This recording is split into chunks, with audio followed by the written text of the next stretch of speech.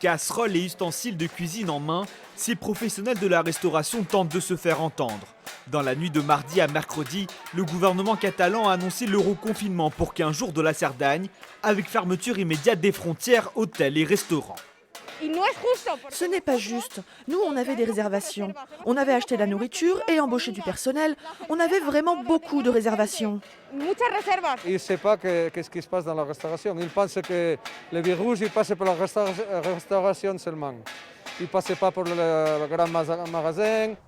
Une décision prise sans concertation dans une période pourtant charnière pour ces professionnels. Ici, les week-ends 1er de décembre que l'Espagne s'est faite jusqu'à le premier week-end de janvier, ça c'est pour nous les 41% de la facturation d'hiver.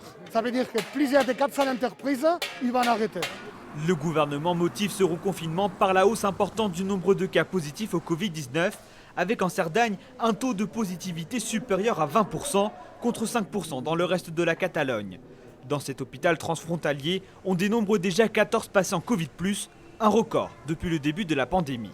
Ici, à Puigcerdà, il y a une troisième vague qui, en plus, nous prend sur un moment où on était déjà très haut. On est en train de déprogrammer certaines activités, soit en consultation, soit en intervention chirurgicale, pour pouvoir affecter des lits et surtout des infirmiers et des médecins à le traitement du Covid.